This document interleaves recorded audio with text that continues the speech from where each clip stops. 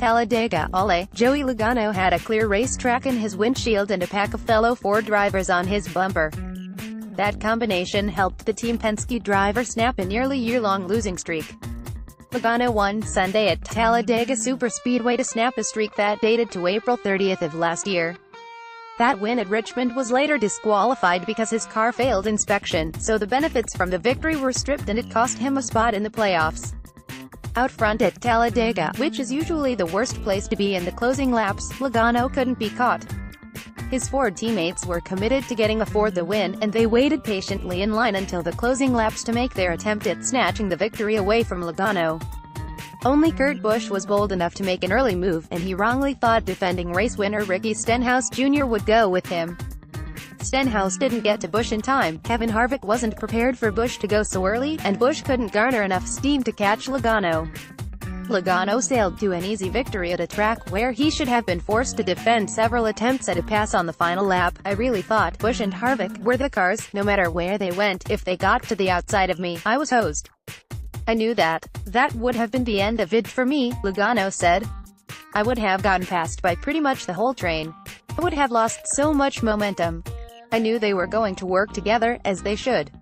Once they got picked apart, think that was the game changer. It was Logano's third career win at Talladega.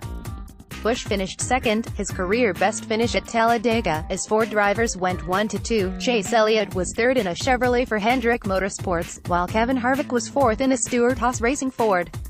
Ricky Stenhouse Jr. was fifth, David Reagan sixth and Eric Almirola seventh as Ford drivers took 6 of the 7 spots.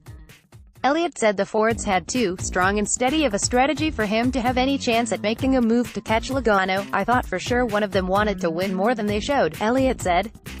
If it was me, I would have wanted to do something or try. They were not interested in advancing. They were not going to help me move forward. Busch said his intention was to work with Stenhouse to help SHR get a victory from either Busch or Harvick. 2 Stewart-Haas cars running second and third should have been able to pull this off, Busch said. I'm happy that a Ford won. It wasn't the right one. Kevin was in good position. I was going to roll with him in any direction that I could. We just got broken up by Stenhouse. You wish you could go over and do it again. I feel like I left that one out on the table. Harvick felt Busch made his move too early. The Fords are so fast. We had 5 or 6 lined up there, and Kurt went a lap before I was ready, Harvick said. Other events at Talladega. Johnson losing streak. 7-time NASCAR champion Jimmy Johnson's losing streak hit 33 races when he finished 12th. He was part of a 14-car accident late in the race when he slid in front of teammate William Byron to start the melee that knocked out 2 Team Penske cars, Brad Keselowski and Ryan Blaney, as well as second-stage winner Paul Menard.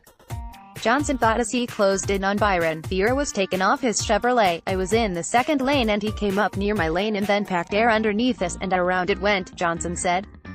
McMurray's long weekend. Jamie McMurray was involved in 2 accidents at Talladega, including a frightening crash during a practice session in which his Chevrolet rolled several times. He didn't catch any brakes on Sunday and was in an early accident that led to a 28th place finish. Hard to drive. The rules package NASCAR used Sunday at Talladega made the cars difficult to drive and changed the dynamic of a race that usually is marked by multiple accidents. The cars weren't handling really good, so you had to be very cautious with the runs that you had and where you had them, Johnson said. Drivers weren't able to make big moves or slingshot passes, and it created a lot of single-file racing. I think the cars are a handful to drive, and I think that is why we have seen a lot of single-file racing, just because everybody's confidence in their cars isn't as high as it has been in the past, Kyle Larson said.